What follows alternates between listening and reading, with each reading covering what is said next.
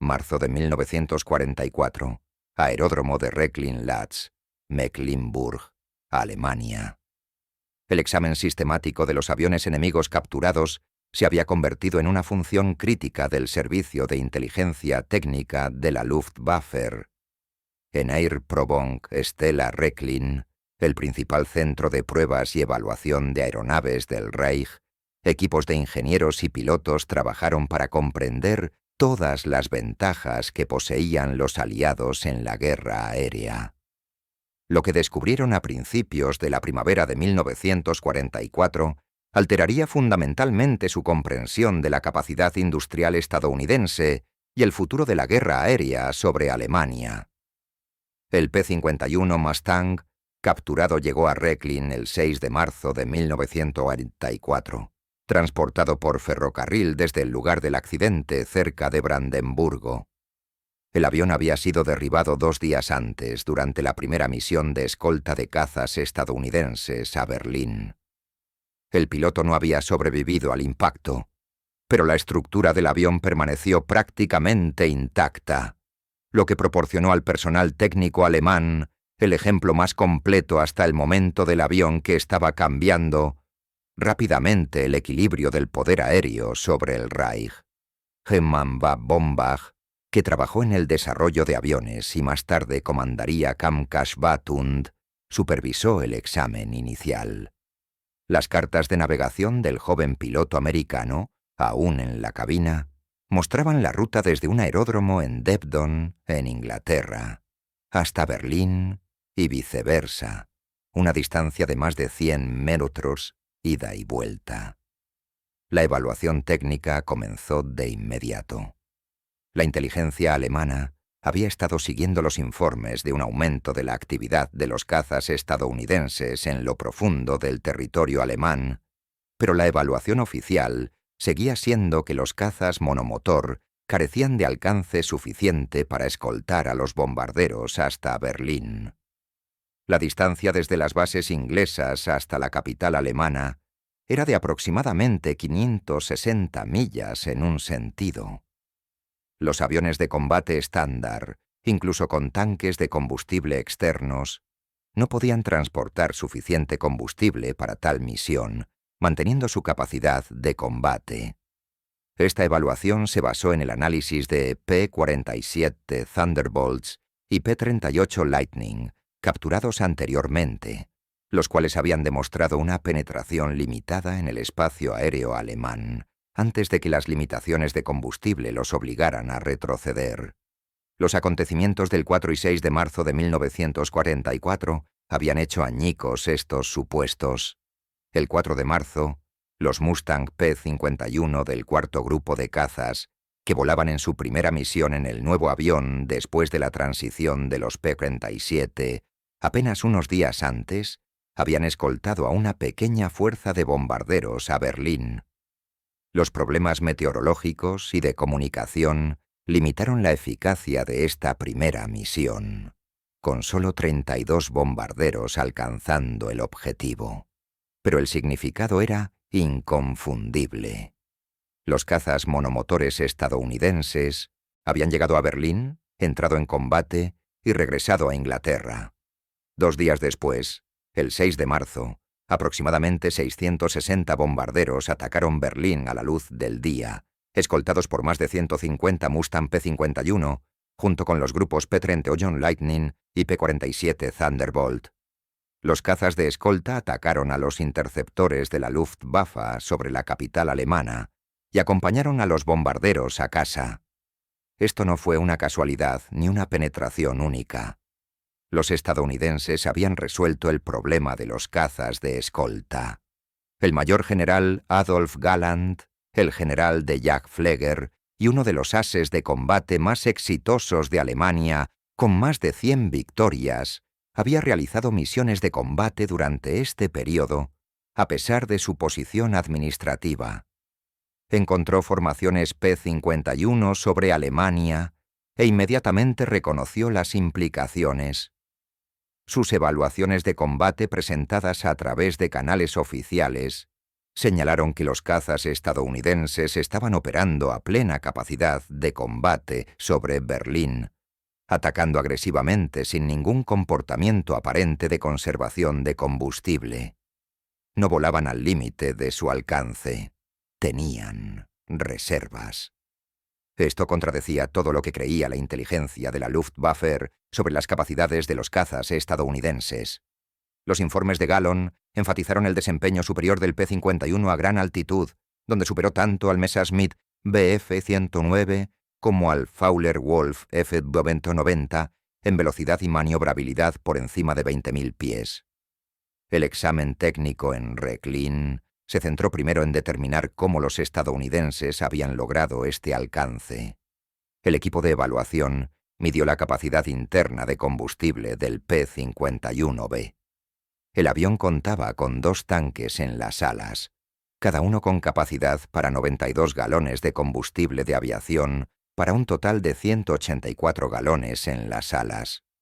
Además, el fuselaje contenía un tanque de combustible de 85 galones colocado directamente detrás de la cabina. Este tanque de fuselaje había sido una adición relativamente reciente al diseño del P-51B, incorporado durante la producción para ampliar el alcance. La capacidad interna total de combustible fue de 279 galones. El motor Merlin construido por Packard, una versión producida bajo licencia del Rolls-Royce Merlin que había transformado el rendimiento del Mustang a gran altitud, consumía combustible a tasas que variaban según la configuración de potencia. En la configuración de crucero económico, el motor quemó aproximadamente 60 galora. A potencia de crucero normal, el consumo aumentó a aproximadamente 75 galones por hora. Los ingenieros alemanes realizaron cálculos de alcance utilizando estas cifras. Con 269 galones de combustible interno y un consumo de aproximadamente 70 galones por hora en configuración de crucero, el P-51B podría volar durante aproximadamente 3. A la velocidad de crucero de la aeronave de aproximadamente 30 mph. Esto arrojó un alcance máximo de 1140 mph.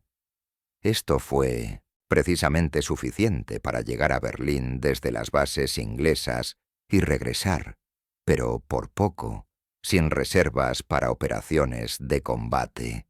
Sin embargo, los informes de combate indicaban claramente que los cazas estadounidenses habían participado en prolongadas peleas de perros sobre Berlín, que a veces duraban entre 15 y 20 minutos antes de retirarse y volar a casa.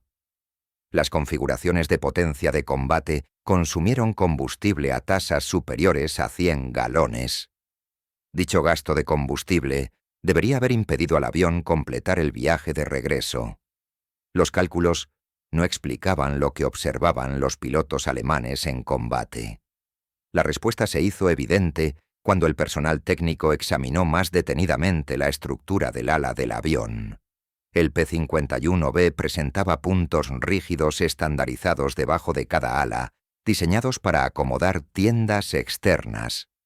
Estos puntos de conexión incluían conexiones de líneas de combustible, lo que indica que fueron diseñados específicamente para tanques de combustible externos. Los tanques de lanzamiento no eran un concepto nuevo. Los cazas alemanes los habían utilizado desde la batalla de Gran Bretaña. El Bf-109 podría llevar un tanque de caída D-300L. El F-190 los empleaba regularmente para misiones de largo alcance. Los tanques de caída permitieron a los aviones transportar combustible adicional externamente y luego desechar los tanques vacíos antes de entrar en combate para reducir el peso y la resistencia. Esta era una práctica estándar para todas las fuerzas aéreas. La pregunta no era si los estadounidenses estaban usando tanques de lanzamiento, sino qué capacidad tenían estos tanques y cómo estaban produciendo suficientes para mantener el ritmo operativo. La búsqueda de tanques de lanzamiento estadounidenses de las misiones de marzo comenzó de inmediato. Los oficiales de inteligencia Trazaron posibles puntos de descarte basándose en los lugares de enfrentamiento informados por los pilotos de Luftwaffe. Los tanques de lanzamiento normalmente se soltaban cuando se encontraban cazas enemigos, ya que los almacenes externos reducían la maniobrabilidad y la velocidad. Equipos de búsqueda compuestos por personal de Wehrmacht y voluntarios de las juventudes hitlerianas se extendieron por el campo al noreste de Berlín en busca de restos de las batallas aéreas. En 3 días se recuperaron varios objetos de campos y bosques de la región. La mayoría estaban fragmentados, aplastados por el impacto o dañados por la caída.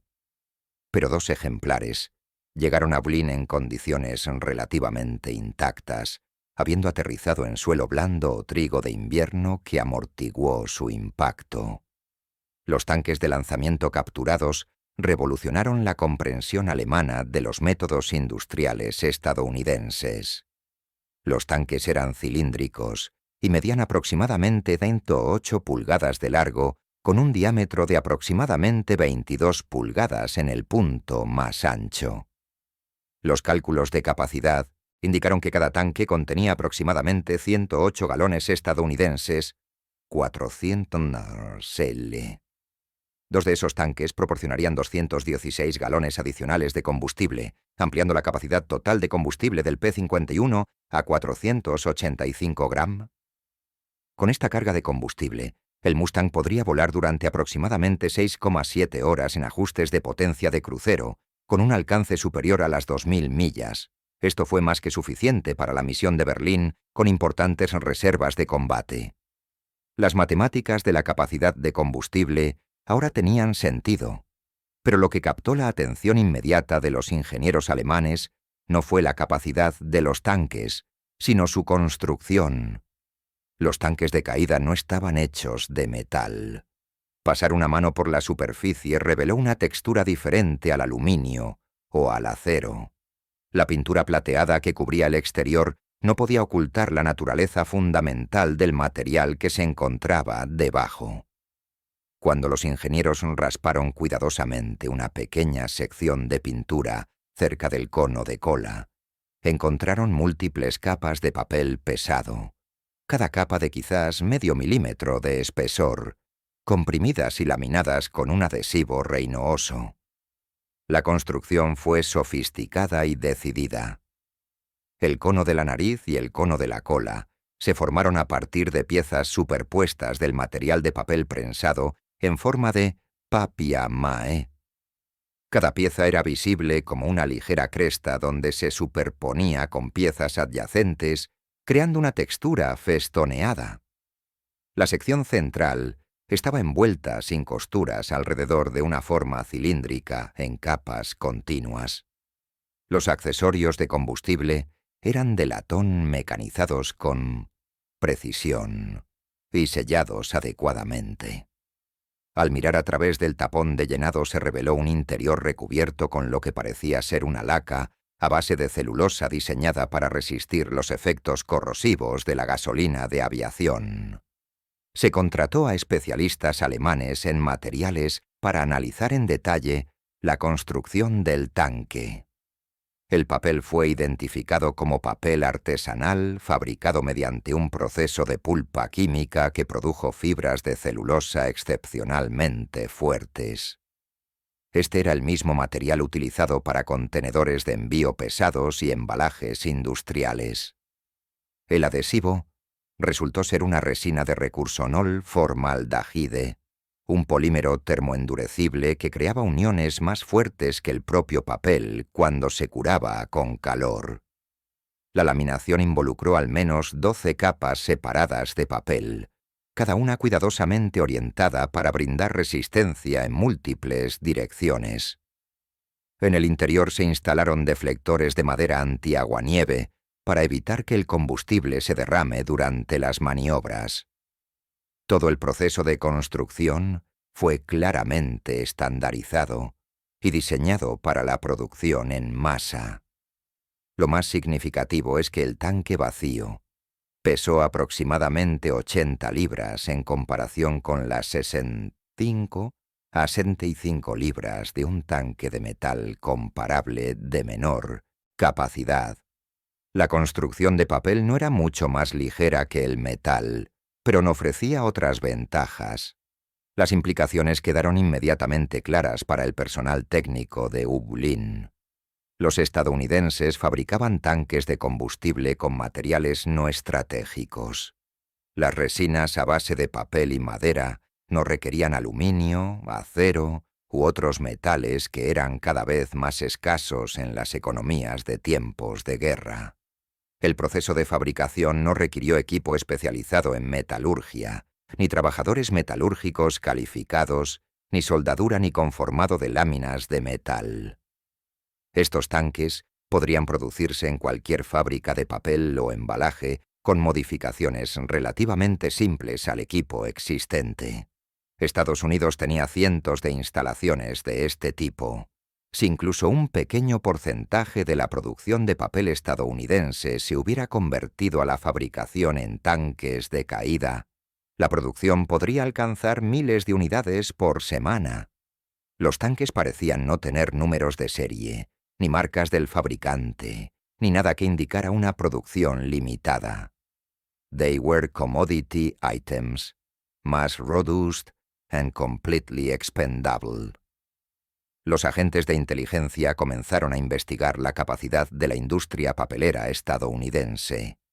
Estados Unidos producía aproximadamente 12 millones de toneladas de papel al año antes de la guerra, y la producción aumentó durante la movilización en tiempos de guerra.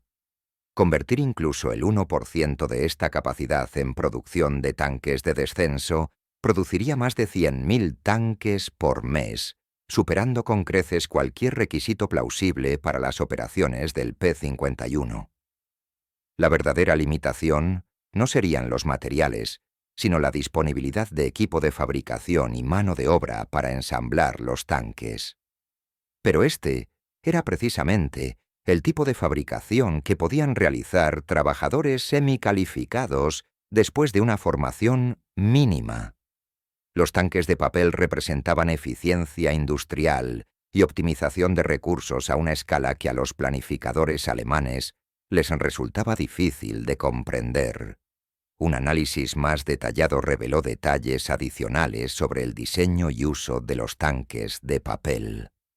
Los tanques eran artículos estrictamente de un solo uso. El adhesivo Resourhol, aunque creaba fuertes uniones cuando se curaba, se disolvía lentamente mediante el contacto prolongado con gasolina de aviación. Los informes de inteligencia y los interrogatorios de la tripulación aérea estadounidense capturada indicaron que los tanques de papel debían llenarse inmediatamente antes del vuelo y no podían almacenarse llenos durante más de unas pocas horas sin que se produjeran fugas. Esta no fue una limitación que afectara el uso operativo. Los aviones de combate recibieron combustible como parte de su preparación previa al vuelo. Los tanques se utilizarían durante unas horas durante la misión y luego se desecharían. La naturaleza de un solo uso en realidad simplificó la logística. No hubo necesidad de recuperar y reutilizar los tanques. No hay su necesidad de limpieza, inspección o mantenimiento. Eran prescindibles por diseño. La evaluación alemana también destacó la codificación de colores de los tanques. Los tanques de papel estaban pintados de plateado, mientras que los tanques de metal utilizados por las fuerzas estadounidenses estaban pintados de gris. Esta distinción de color permitió al personal de tierra identificar rápidamente los tipos de tanques durante las operaciones de abastecimiento de combustible. El acabado plateado de los tanques de papel también ayudó a reflejar el calor solar, reduciendo la evaporación del combustible y los problemas de presión de vapor en altitud. Cada aspecto del diseño reflejó una optimización de ingeniería sistemática para la producción en masa y el uso en campo. A finales de marzo de 1944, La inteligencia alemana había rastreado el origen de los tanques de papel hasta el desarrollo británico. El Ministerio del Aire de Londres había encargado el desarrollo de tanques de combustible de papel impregnado en 1943 para conservar metales estratégicos, especialmente el aluminio. Bowater Scott Corporation, utilizando su experiencia en la fabricación de papel, desarrolló el proceso de producción. Los tanques entraron en servicio con los escuadrones de cazas de la RAF a finales de 1943. Las fuerzas estadounidenses adoptaron rápidamente el diseño y varios fabricantes, tanto en Gran Bretaña como en Estados Unidos, produjeron tanques para uso de los grupos de cazas de las AF de... La innovación había sido impulsada por la escasez de recursos británica, pero estaba siendo explotada a escala masiva por la capacidad industrial estadounidense.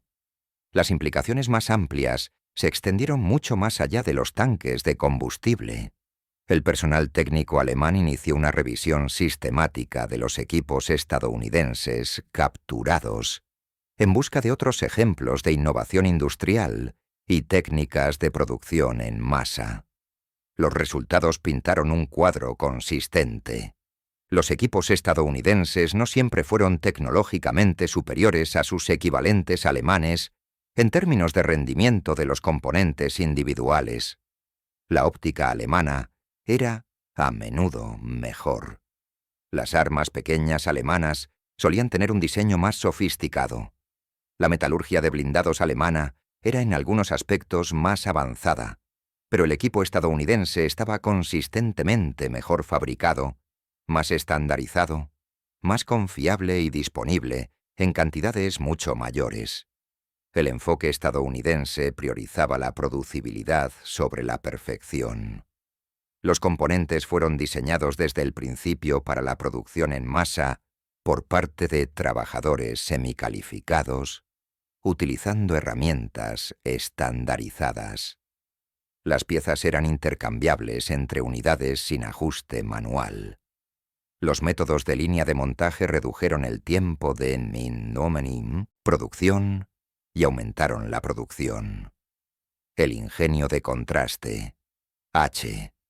Los métodos de producción alemanes eran duros. Las armas y equipos alemanes eran a menudo obras maestras técnicas hechas a mano por hábiles artesanos. Un motor de tanque o de avión alemán representó la cima de la ingeniería de precisión. But building such equipment required skilled labor, specialized tools, and significant time per unit. Las tasas de producción estaban limitadas por la disponibilidad de maestros artesanos y equipos de fabricación de precisión. Los alemanes construyeron piezas individuales de calidad superior. Los estadounidenses construyeron artículos adecuados en cantidades abrumadoras. En la guerra industrial, la cantidad había resultado decisiva. El análisis de la producción del P-51 Mustang ilustró este principio. North American Aviation había diseñado el prototipo Mustang original en respuesta a un requisito británico en 1940. El prototipo NA-73 se completó solo 117 días después de la firma del contrato, uno de los ciclos diseñados para prototipos más rápidos en la historia de la aviación. El primer vuelo se produjo el 26 de octubre de 1940. En 1944, North American producía variantes del P-51 en 2 instalaciones. La planta de Englewood, en California, produjo un promedio de aproximadamente 364 Mustang por mes durante los periodos de máxima producción. La planta de Dallas aportó producción adicional. La producción combinada en ambas instalaciones alcanzó un promedio de aproximadamente 574 P-51 por mes durante 1940, y la producción se aceleró a lo largo del año. La producción mensual máxima alcanzaría los 881 aviones en enero de 1945. Cada P-51 requería aproximadamente 15.000 piezas individuales, fabricadas por cientos de subcontratistas en todo Estados Unidos.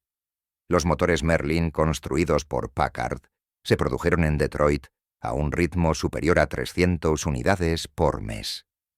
El montaje final de un P-51D requirió aproximadamente 22.000 horas hombre de trabajo, pero el sistema de línea de producción significó que los aviones completos salieran de la fábrica en intervalos de unas pocas horas.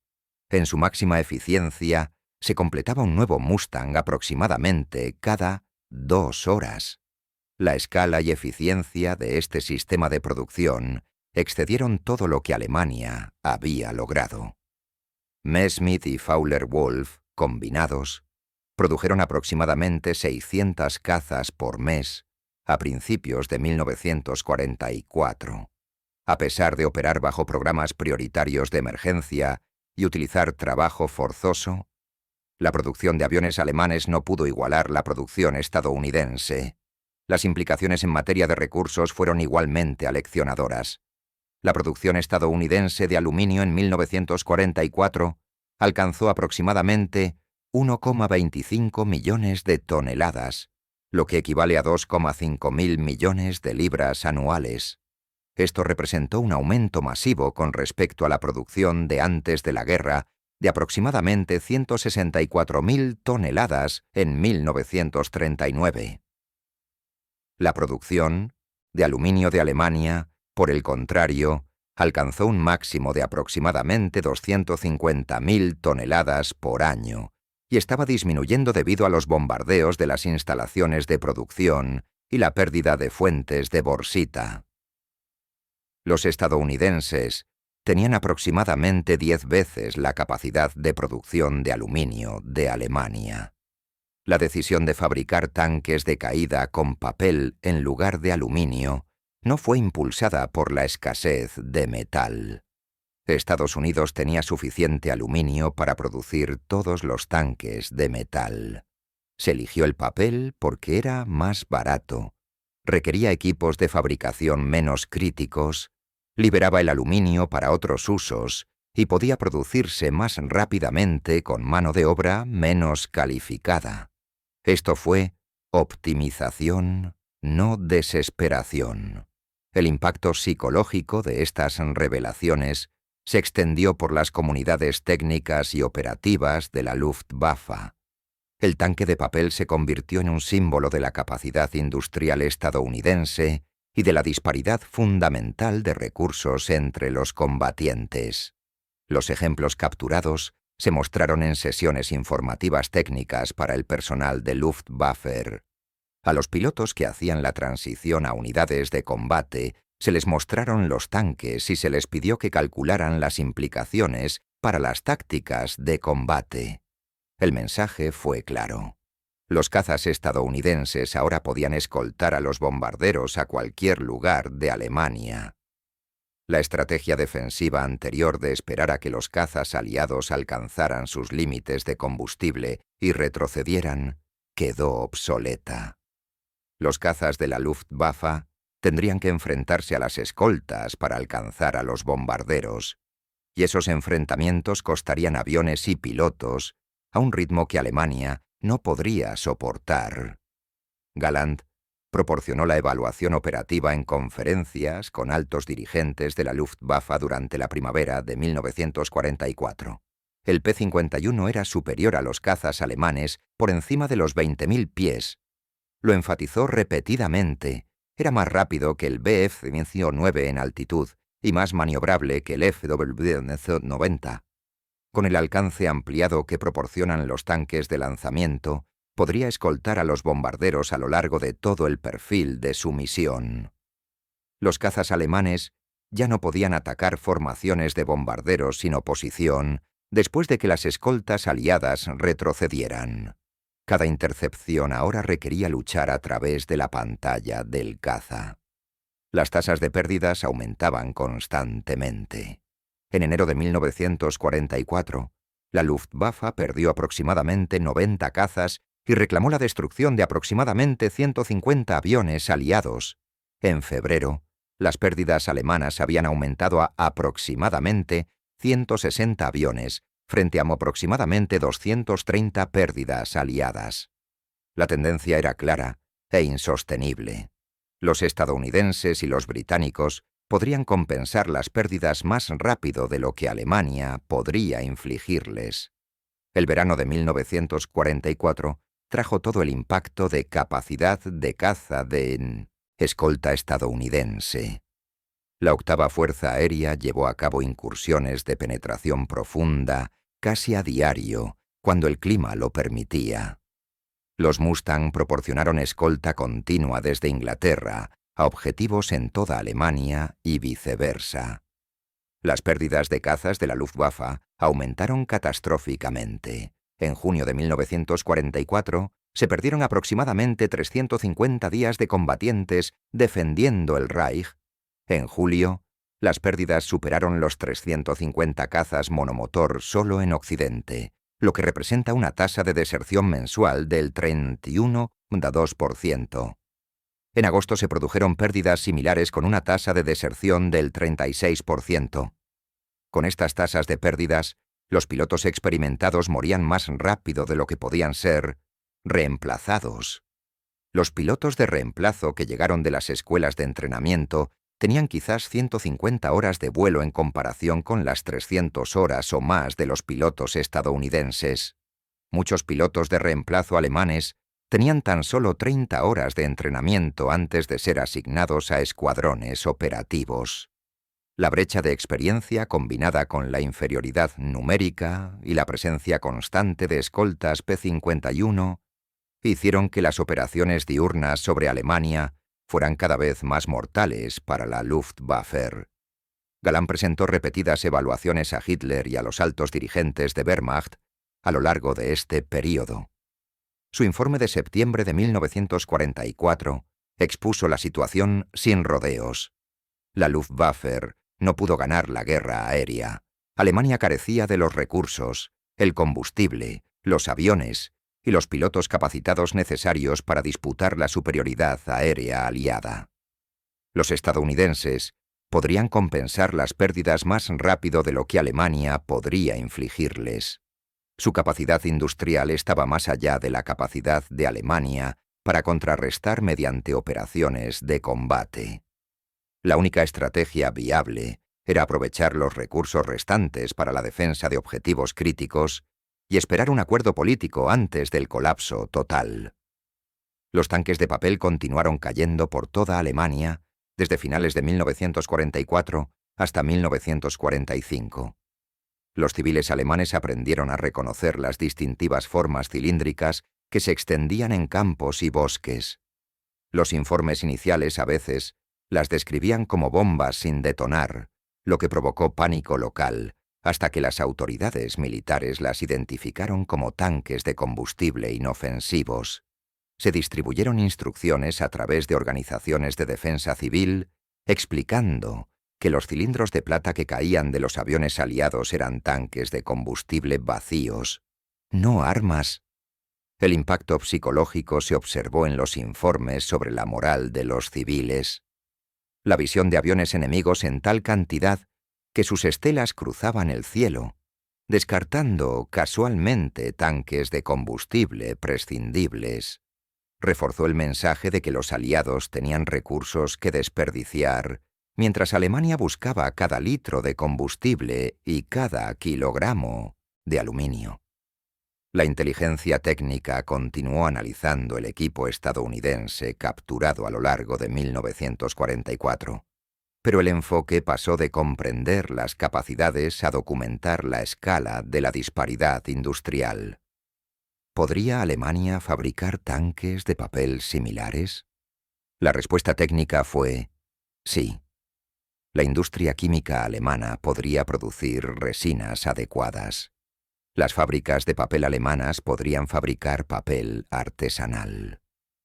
El proceso de fabricación no era particularmente sofisticado, pero la respuesta práctica fue no. La industria química alemana ya estaba operando a su máxima capacidad, produciendo caucho sintético, explosivos y otros materiales críticos. No se podía priorizar la producción de resina para artículos no esenciales. La industria del papel estaba totalmente comprometida con los requisitos militares para mapas, documentos y embalajes. Lo más importante es que no había requisitos operativos para tanques de lanzamiento de alcance extendido. A finales de 1944, la escasez de combustible dejó en tierra a gran parte de la Luftwaffe. La formación de pilotos se redujo a niveles mínimos. Las salidas operativas estuvieron limitadas por la disponibilidad de combustible más que por la disponibilidad de aviones. Construir tanques de lanzamiento para ampliar el alcance no tenía sentido cuando apenas había suficiente combustible para las operaciones defensivas locales. La ironía fue cruda y amarga para los planificadores alemanes. Los estadounidenses habían resuelto el problema del alcance de los cazas con tanques de combustible de papel exactamente en el momento en que los cazas alemanes estaban en tierra por escasez de combustible. Diferentes problemas, diferentes bases industriales, diferentes resultados. Los americanos tenían más de todo: más aviones, más combustible, más pilotos, más aluminio, más capacidad industrial y suficiente exceso de capacidad para optimizar las soluciones de los tanques de lanzamiento de papel. Alemania estaba librando una guerra de escasez contra un enemigo para quien la escasez no era una limitación.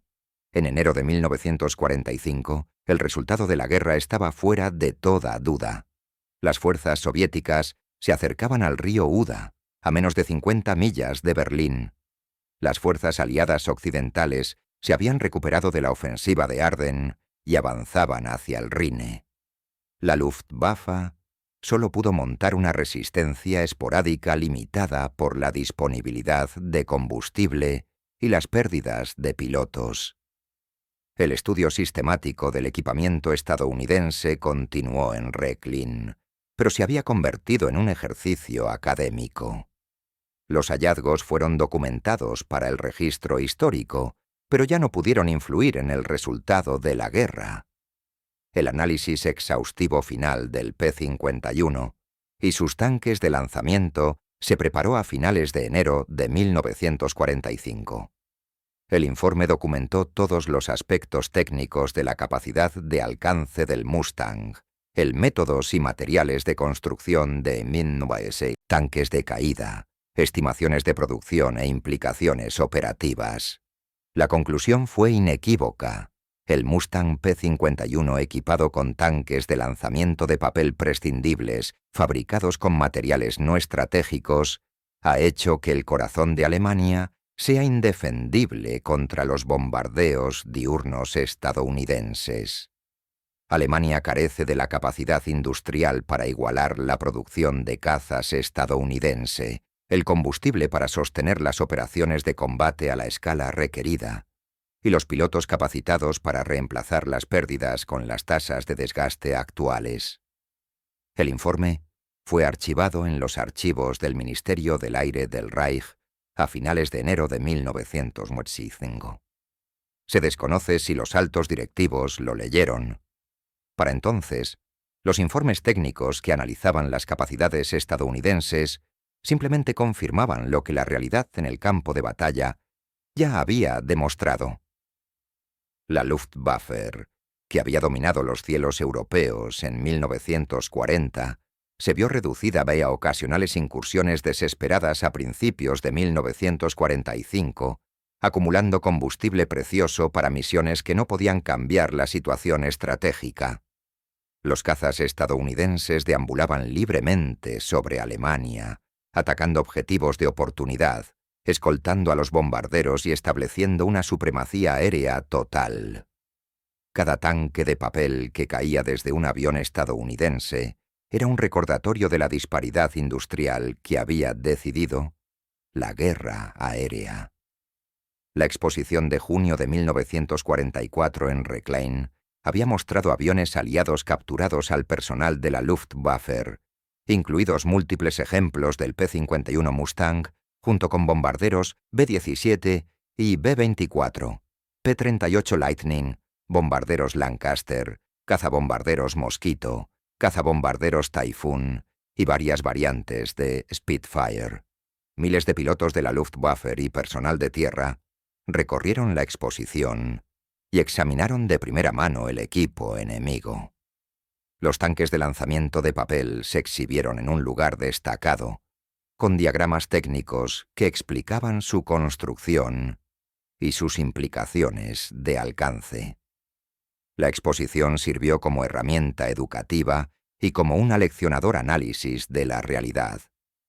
El personal alemán pudo ver la calidad del equipo aliado, la estandarización de los componentes y la evidencia de una capacidad de producción masiva. La abrumadora escala de la movilización industrial aliada se hizo tangible a través de los ejemplos físicos de equipos a los que se enfrentaban diariamente en combate. Kfz 200, la unidad de la Luftwaffe responsable de operaciones especiales, incluido el vuelo de aviones aliados capturados, operó varios P-51 a lo largo de 1944. Estos aviones se utilizaron para vuelos de evaluación, lo que permitió a los pilotos de pruebas de Luftwaffe experimentar de primera mano las características de rendimiento que hicieron del Mustang un caza tan eficaz. Los informes de los pilotos del KG-200 señalaron consistentemente la excelente visibilidad del P-51 desde la cabina, particularmente en el modelo posterior P-51D, con su cubierta de burbujas. El avión era estable en vuelo, respondía a los controles y poseía un excelente rendimiento a gran altitud.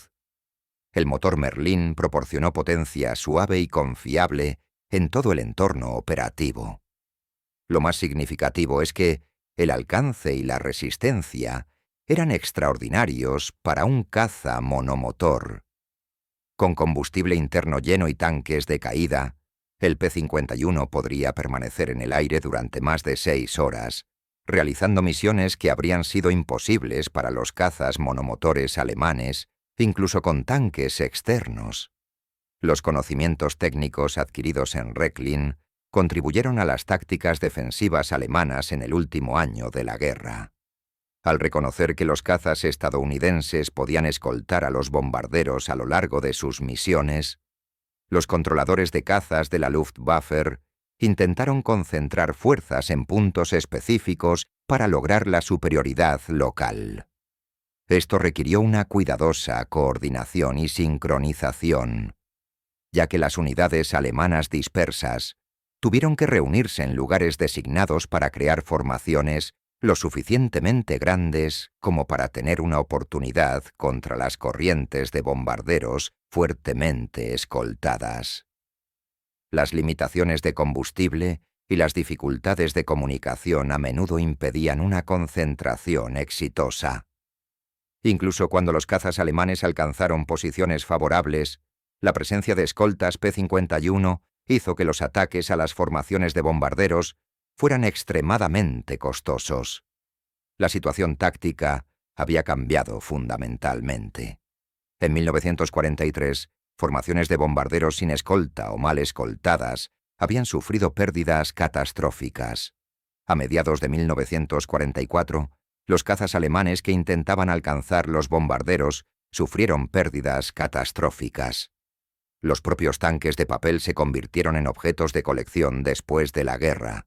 Muy pocos ejemplares sobrevivieron intactos, ya que la mayoría fueron destruidos por el impacto o aplastados deliberadamente por equipos de tierra aliados para evitar que las fuerzas enemigas los reutilizaran. La naturaleza prescindible de los tanques significaba que tenían poco valor intrínseco. Los pocos que sobrevivieron se convirtieron en artefactos de museo y curiosidades históricas. El Museo Nacional del Aire y el Espacio de Washington mantiene varios ejemplos en su colección, exhibidos junto al avión P-51 Mustang, para el que fueron diseñados. Los carteles informativos señalan la construcción a partir de papel artesanal laminado impregnado con resina fenólica, la fabricación por parte de las empresas Bowater Scott y la capacidad de 108 galones estadounidenses. Los carteles no suelen mencionar que los ingenieros alemanes pasaron semanas analizando estos tanques, calculando sus implicaciones y entendiendo a través de ellos el plena escala de superioridad industrial aliada. La historia conservada en informes técnicos y entrevistas de posguerra revela el impacto psicológico en el personal técnico alemán. No estaban analizando un arma superior. El tanque de entrega de papel no era una tecnología avanzada. De hecho, se trataba de un diseño deliberadamente simplificado que utilizaba materiales no críticos. Pero esa misma simplicidad transmitía un mensaje más devastador que el que cualquier sofisticación técnica podría haber transmitido. Los aliados tenían una capacidad industrial tan abrumadora que podían permitirse el lujo de optimizar los diseños para la producción en masa en lugar del rendimiento. Podían fabricar tanques de combustible a partir de papel porque tenían papel ilimitado, resina ilimitada, capacidad de fabricación ilimitada y combustible ilimitado para poner en los tanques. La optimización no fue impulsada por la escasez, sino por la eficiencia. Los experimentados ingenieros alemanes comprendieron inmediatamente lo que esto significaba.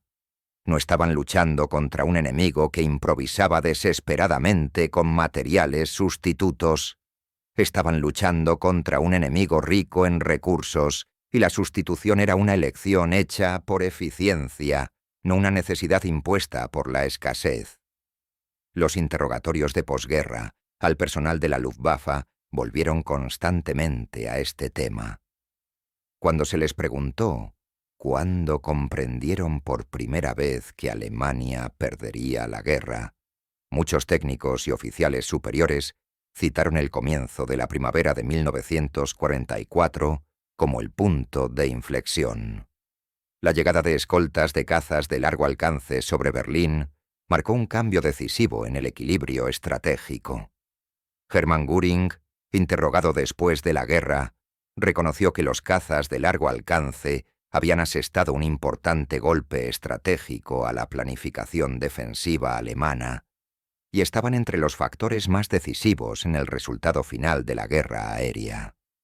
Si bien la cita específica sobre los Mustang sobre Berlín sigue sin ser verificada en fuentes primarias, las declaraciones de Göring de posguerra reconocieron consistentemente que la superioridad aérea aliada, posible gracias a los cazas de escolta de largo alcance, había sido decisiva en la derrota de Alemania.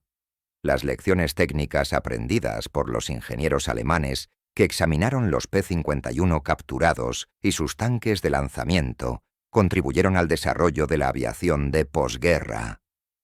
Muchos de estos ingenieros emigraron a Estados Unidos o trabajaron con los servicios de inteligencia técnica aliados después de la guerra.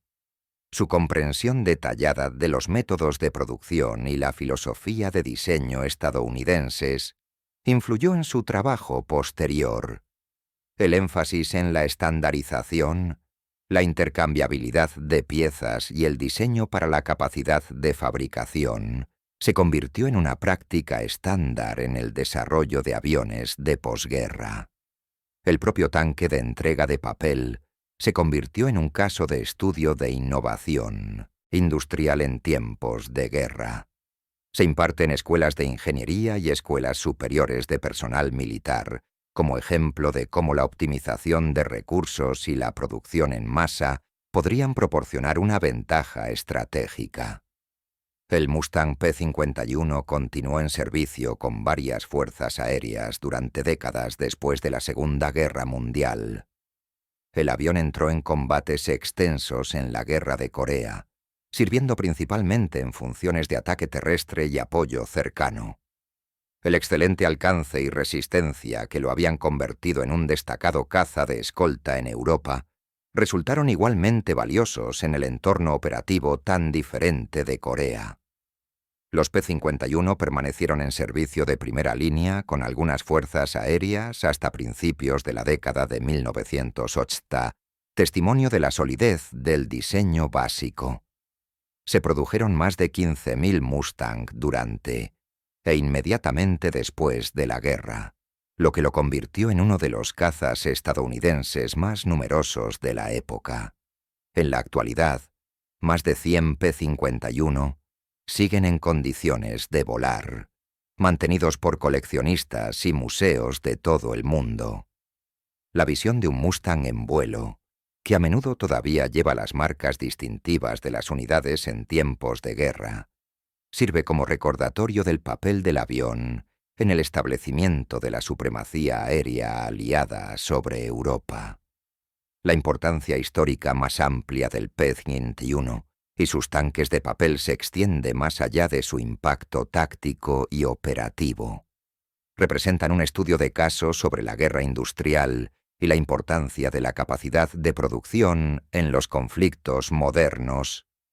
La Segunda Guerra Mundial no se decidió principalmente en el campo de batalla, sino en las fábricas, el bando que podía producir más armas, más municiones, más aviones, más vehículos y más suministros, más rápido de lo que se consumían en combate, tenía una ventaja decisiva. Estados Unidos logró una movilización industrial a una escala sin precedentes en la historia. La producción máxima en tiempos de guerra, entre 1943 y 1944, vio a las fábricas estadounidenses producir aviones a un ritmo superior a 50.000 por año, barcos a un ritmo de varios buques por día y municiones en cantidades medidas en miles de millones de balas. Esta producción industrial no solo apoyó a las fuerzas estadounidenses, sino que también suministró cantidades sustanciales de equipo a Gran Bretaña, la Unión Soviética y otras naciones aliadas mediante préstamos y arrendamientos. Alemania, a pesar de poseer una importante capacidad industrial y experiencia técnica, no podía igualar la producción aliada. Las razones fueron múltiples: bases industriales más pequeñas, bombardeos estratégicos de instalaciones de producción, pérdida de acceso a materias primas a medida que se perdía territorio, desvío de recursos hacia prioridades en competencia e ineficiencia, cies en organización y planificación. Pero quizás lo más fundamental fue que Alemania estaba luchando contra una coalición cuya capacidad industrial combinada era varias veces mayor que la suya propia. La incorporación del poder industrial estadounidense a la causa aliada en 1942 y 1943 hizo inevitable la derrota del Eje, una vez que la capacidad industrial alcanzó su plena movilización. Los tanques de papel que cayeron en Alemania entre 1944 y 1945 simbolizaron esta realidad industrial de una forma tan simple y cruda que su mensaje no podía malinterpretarse.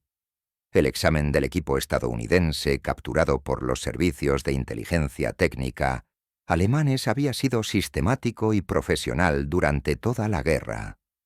Instalaciones Rechlin mantuvo registros detallados de pruebas de rendimiento, análisis de materiales y evaluaciones técnicas. Estos documentos, muchos de los cuales sobrevivieron a la guerra en varios archivos, brindan información histórica valiosa sobre cómo cada lado veía las capacidades de los demás. Las evaluaciones alemanas de los equipos estadounidenses fueron en general precisas en términos técnicos. Identificaron correctamente las fortalezas y debilidades de los aviones, vehículos y armas estadounidenses.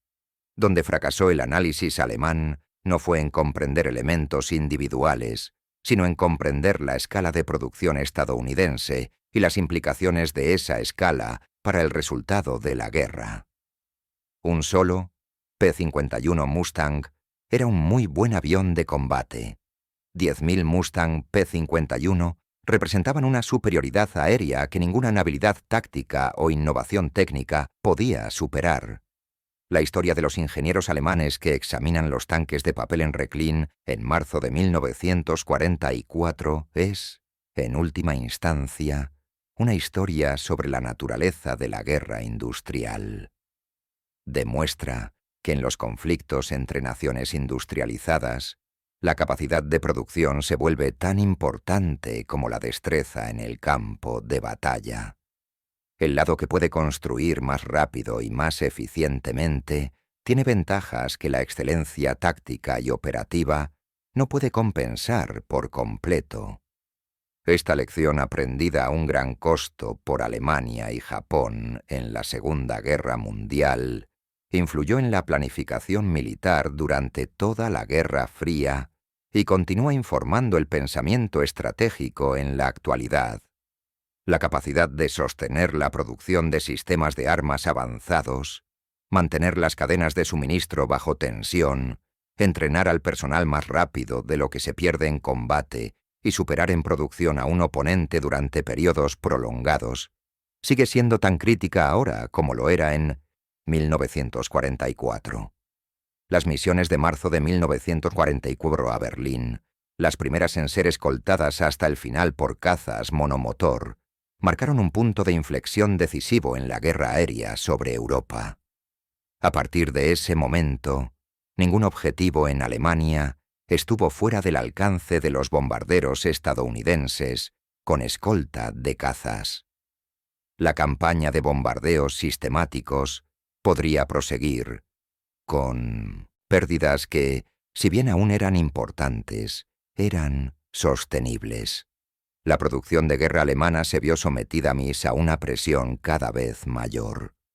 Las plantas de combustible sintético, las fábricas de rodamientos de bolas, las instalaciones de producción de aviones y las redes de transporte se convirtieron en objetivos que podían ser atacados repetidamente con escolta de cazas durante toda la misión.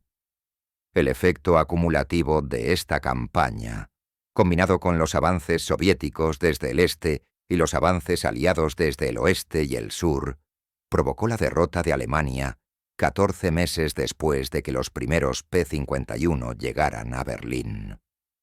Los tanques de lanzamiento de papel sirvieron durante este último período de la guerra.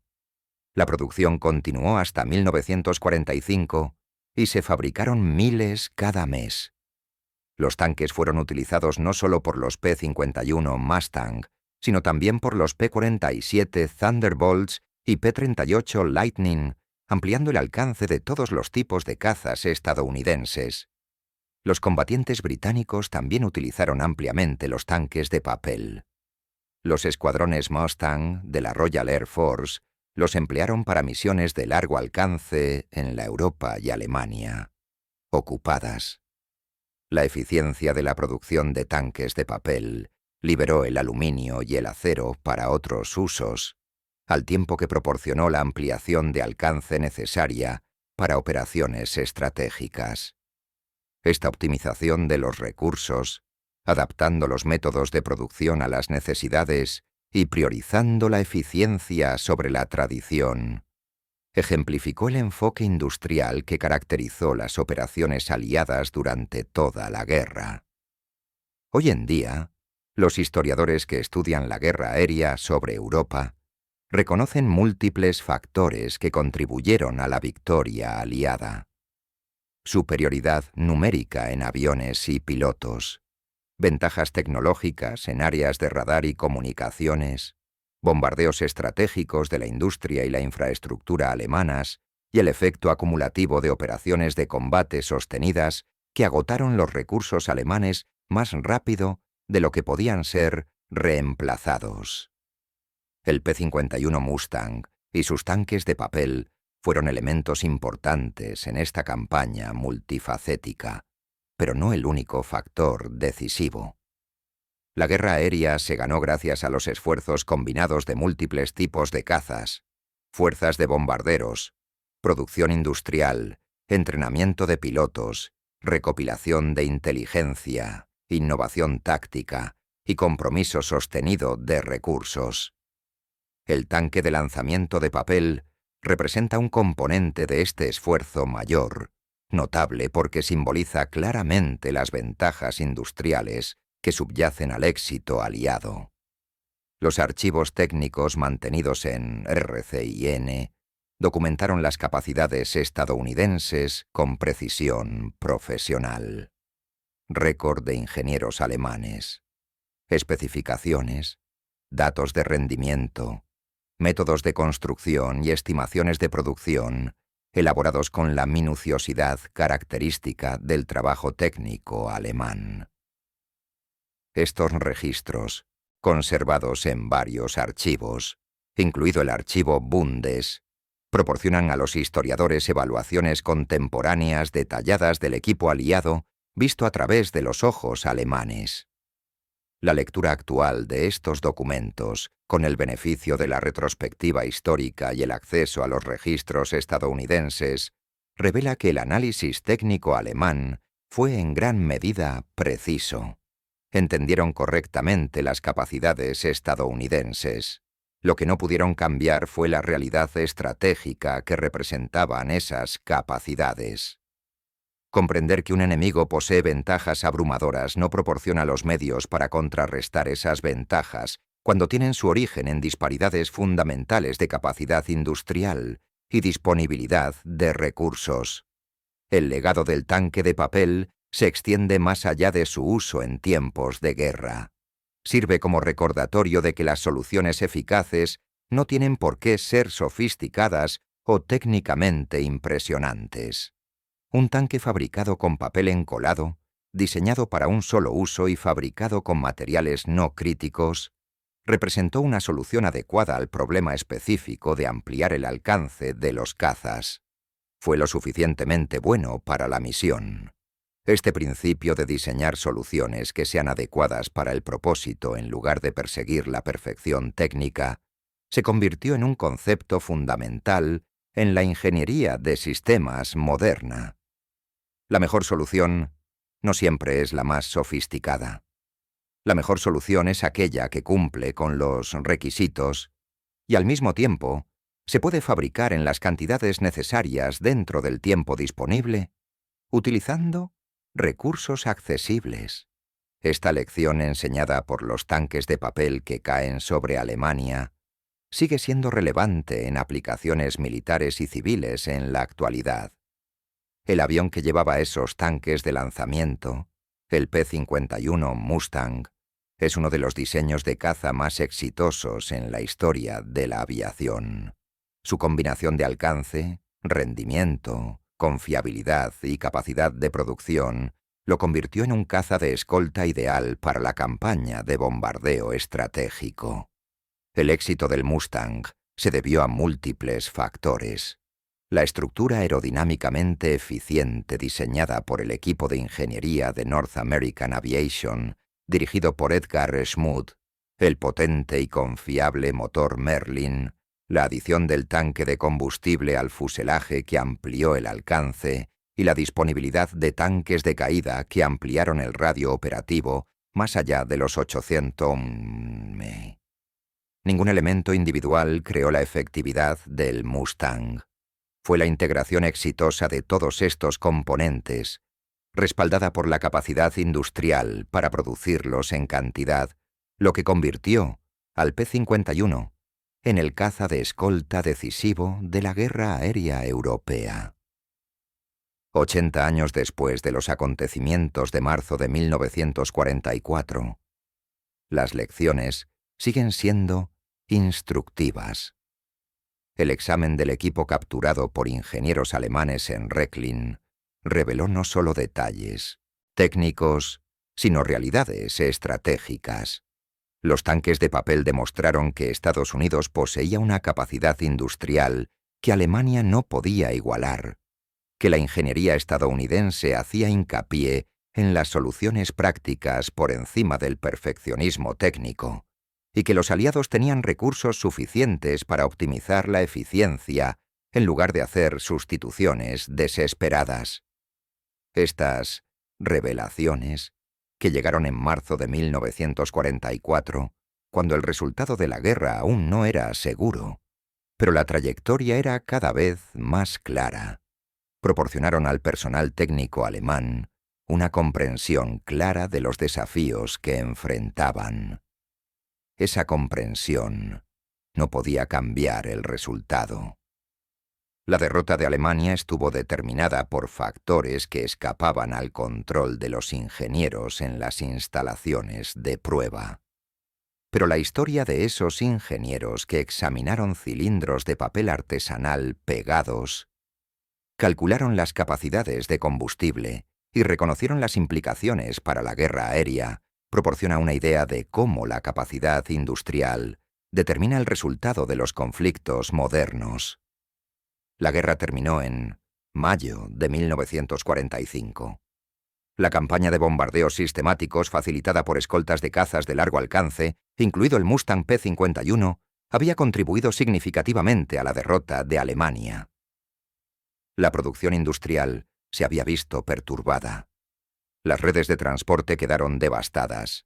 Los suministros de combustible se agotaron. La Luftwaffe quedó reducida a una fuerza simbólica. Estos resultados fueron el resultado de muchos factores que operaron durante varios años, pero la capacidad de escoltar a los bombarderos a lo largo de sus misiones sobre Alemania, posible gracias a los cazas P-51 que llevaban tanques de lanzamiento, incluidos los hechos de papel, fue uno de los elementos decisivos. Los propios tanques de papel, los que sobrevivieron, se convirtieron en artefactos históricos. Algunos llegaron a los museos, la mayoría fueron destruidas o descartadas. Su importancia no reside en los objetos en sí, sino en lo que representaban. Industrial capacity applied with a strategic purpose, appropriate technology solving specific problems, and the decisive advantage of overwhelming production capability in modern warfare. Esa historia, preservada en informes técnicos de Recklin y otros archivos, continúa informando la comprensión de la Segunda Guerra Mundial y la naturaleza del conflicto industrial.